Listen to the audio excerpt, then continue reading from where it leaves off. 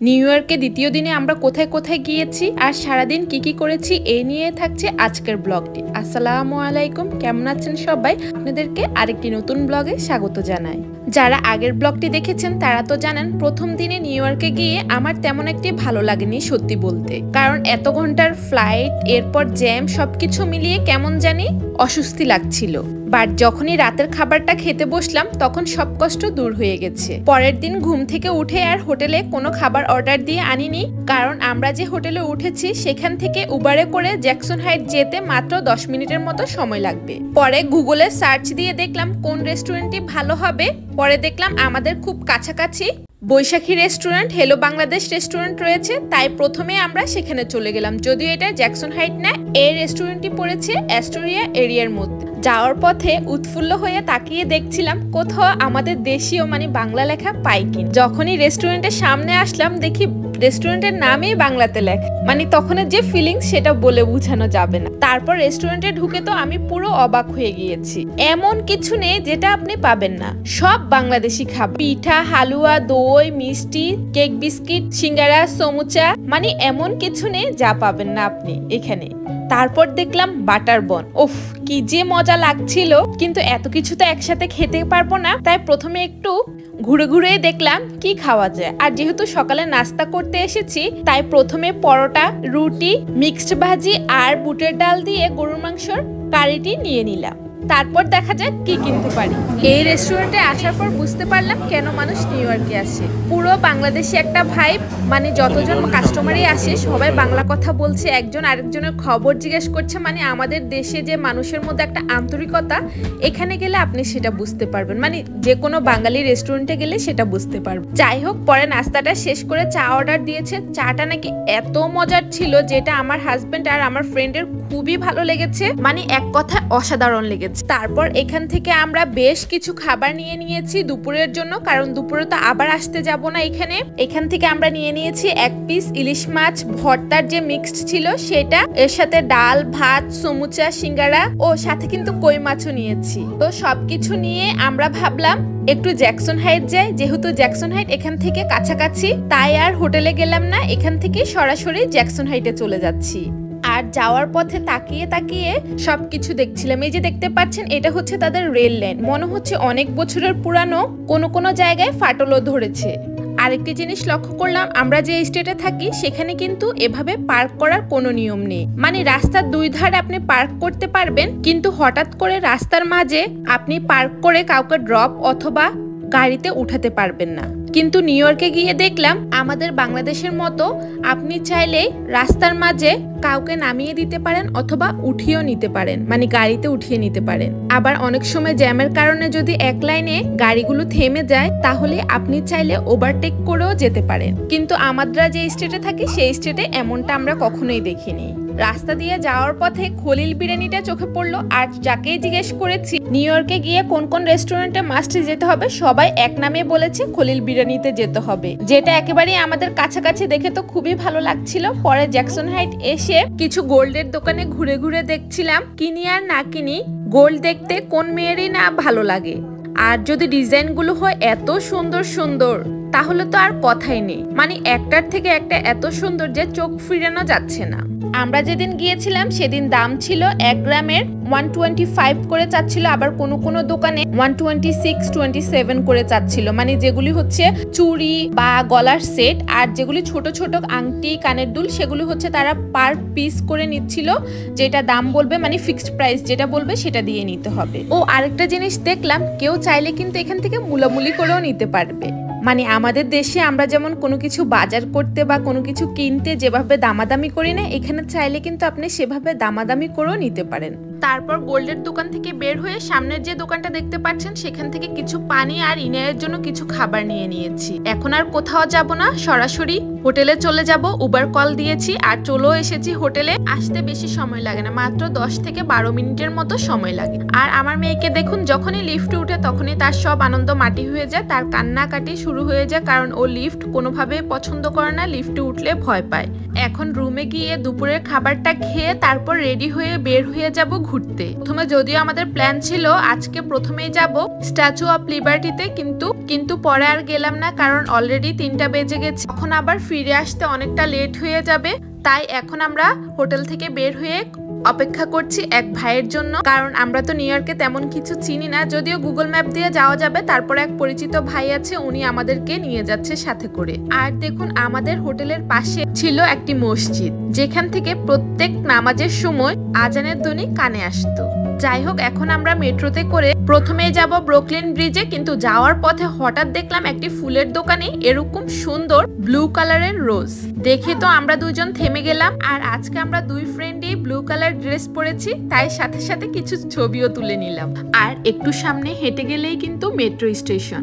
আমাদের হোটেল থেকে প্রায় 10 মিনিট হাঁটলেই এই মেট্রো স্টেশনে আসা যায়।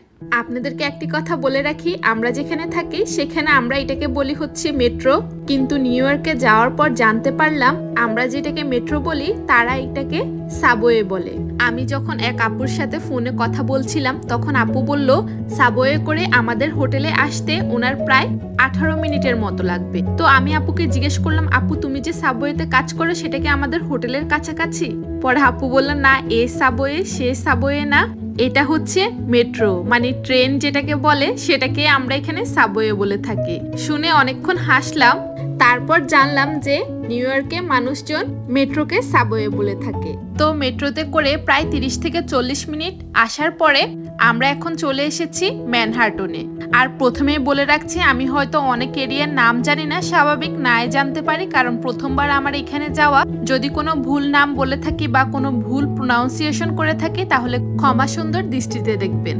যখনই এই এরিয়ায় আসলাম তখন মনে হচ্ছে না আমি আসলে আমেরিকায় আছি, আমেরিকার কোনো একটি শহরে আছি, কারণ এত বিশাল বড় বড় দালান কোঠাগুলো দেখে চোখ জুড়িয়ে যাচ্ছিল। আর এর যে কারুকাজগুলো দেখে আরো বেশি ভাল লাগছিল। দেখুন কত বড় বিল্ডিংটি যে আমি মোবাইলে ক্যাপচার করতে পারছি না, তাই একটু মোবাইলটাকে বাঁকা করে আপনাদেরকে দেখানোর চেষ্টা করছি বিল্ডিংটি কতটা উঁচু।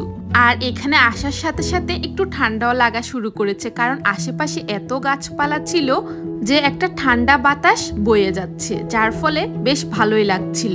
আর দেখুন এখানে রাস্তার মধ্যে ছোট ছোট গাড়িতে করে খাবার দাবার বিক্রি করছে, অনেক কিছু বিক্রি করছে। আর এখানে যারা এগুলি বিক্রি করছে বেশিরভাগই মেক্সিকান লোকজন দেখেছি। এবার আমাদেরকে বেশ কিছু দূর হাঁটতে হবে, মানে এই ব্রিজটায় উঠতে গেলে হেঁটে যেতে হবে। একটু হাঁটছি, একটু থামছি, চারপাশের ছবি তুলছি। এত বড় বড় দালান কোঠা দেখে কার না ভালো লাগে। আরো একটি জিনিস দেখলাম, ব্রিজের গ্রিলগুলোর মধ্যে কিছু দূর পর পর এক দুটো করে তালা ঝুলছে। এই তালার মধ্যে তারা তাদের ভালোবাসার মানুষের নাম একসাথে লিখে একটি কমেন্টস করে দিয়ে তালাটা বন্ধ করে আটকিয়ে দিচ্ছে, মানে তাদের ভালোবাসাটা আবদ্ধ করে রাখছে, এরকম ধারণা থেকে হয়তো এরকম করে নিয়েছে।